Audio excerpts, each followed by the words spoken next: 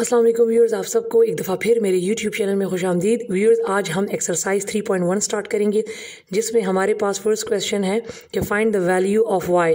ये क्वेश्चन दिया है जिसमें हमने y की वैल्यू को फाइंड करना है। तो क्वेश्चन मेरे पास है y divided by 32 equal to 3/8। तो इस क्वेश्चन में हमने सिंपली क्या कर लेना है कि क्रॉस मल्टीप्लिकेशन कर लेनी है।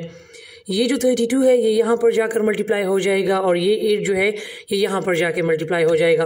तो जब 8 को y से मल्टीप्लाई करेंगे तो ये मेरे पास आ जाएगा 8y इक्वल टू, जब 32 को 3 से मल्टीप्लाई करेंगे, ठीक है, इसको इसके साथ मल्टीप्लाई करें, इसको इसके साथ, तो ये मेरे पास आ जाएगा 96।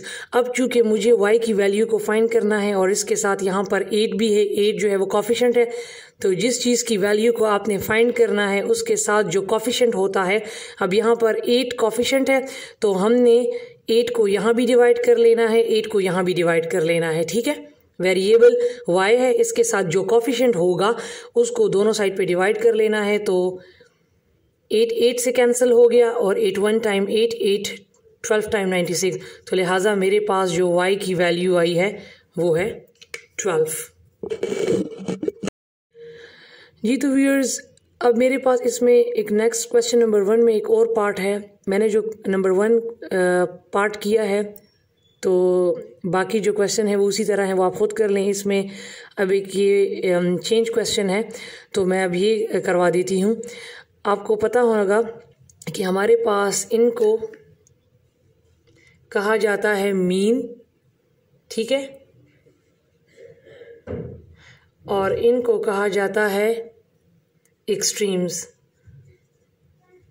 तो हम क्या करेंगे कि इन दोनों को मल्टीप्लाई कर लेंगे और इन दोनों को मल्टीप्लाई कर लेंगे और हम इस तरीके से y की वैल्यू को फाइंड कर लेंगे। तो चलते हैं इसको सॉल्व करने की तरफ। तो मेरे पास मीन्स क्या है, 15 मल्टीप्लाई बाय y, इन दोनों को मल्टीप्लाई कर दिया, इक्वल टू एक्सट्रीम्स क्या है, 125 मल्टीप्लाई बाय 60। देखें अब y के साथ यहाँ पर कॉफिशेंट क्या है, 15, इसको आप इस तरह भी लिख सकते हैं, ठीक है। तो 15 को यहाँ भी डिवाइड कर दें, 15 को यहाँ भी डिवाइड कर दें, तो ये 15 से कैंसिल हो गया और ये 15 1 टाइम 15 15 4 टाइम 60। जब 125 को 4 से मल्टीप्लाई करेंगे तो ये आपके पास आ जाएगा 500। तो लिहाजा मेरे पास जो y की वैल्यू है वो आ गई है 500। इसी तरह के जो और क्वेश्चंस हैं वो उनको आप खुद सॉल्व कर लें। जी तो व्यूअर्स, अब इसमें मेरे पास नेक्स्ट क्वेश्चन है जो कि है क्वेश्चन नंबर 2।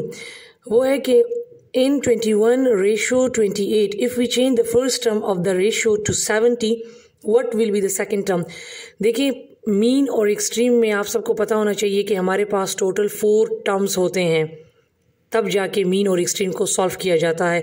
अब इन्होंने ये एक रेशो दे दिया है, इस एक रेशो में फर्स्ट टर्म ये है और सेकंड ये है, लेकिन हमें दूसरा रेशो भी चाहिए होगा, उसमें भी हमें 2 टर्म्स चाहिए होंगे, ठीक है। तो ये तो है 21:28, एक रेशो ये हो गया और यहाँ एक और रेशो भी चाहिए होगा जिसमें 2 टर्म्स होंगे, तो तब जाके हम इस क्वेश्चन को सॉल्व करेंगे।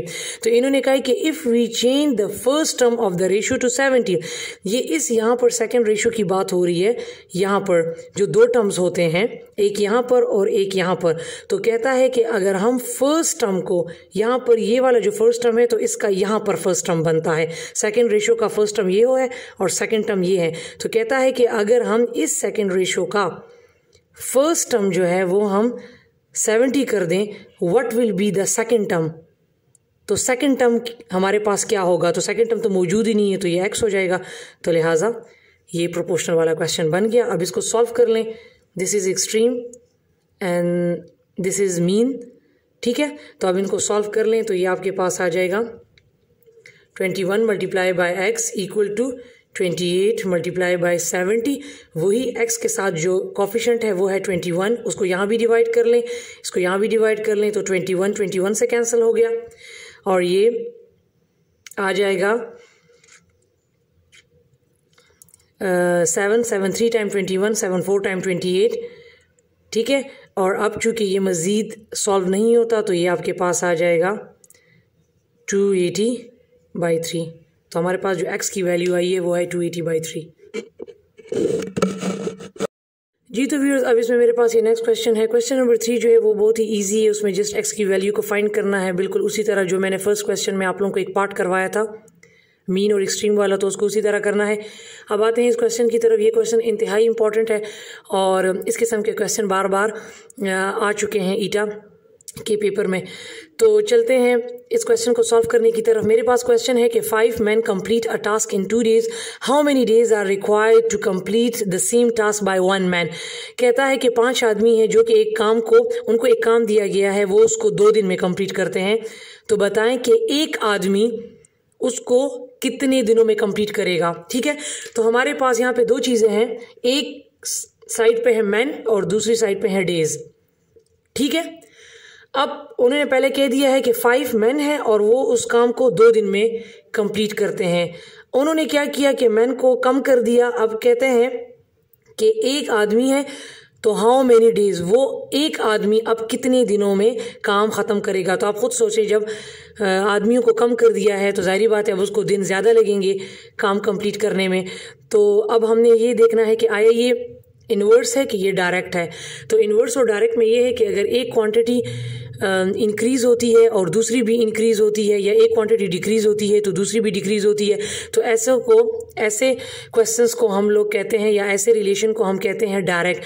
लेकिन वो क्वांटिटी जो एक इंक्रीज़ होती है दूसरी डिक्रीज़ होती है, एक डिक्रीज़ होती है दूसरी इंक्रीज़ होती है, ठीक है, तो उसको कहते हैं इन्वर्स। अब आप देखें यहाँ पर मैन ज़्यादा है तो डेज क्या है, कम। अब यहाँ पर उन्होंने मैन जो है वो कम कर लिए, तो अब डेज, अब इसको सॉल्व करेंगे तो ये हमारे पास ज़्यादा आएंगे। तो इस किस्म के क्वेश्चन जो हैं ये इन्वर्स कहलाते हैं। और ठीक है, इन्वर्स प्रोपोर्शन, और इन की जो डायरेक्शन होगी वो इस किस्म की होगी। ठीक है, डायरेक्ट में दोनों एरोज जो हैं वो ऊपर होते हैं, लेकिन इन्वर्स में एक एरो ऊपर होता है एक नीचे। अब यहाँ पर मैंने अपना एक रूल बनाया हुआ है।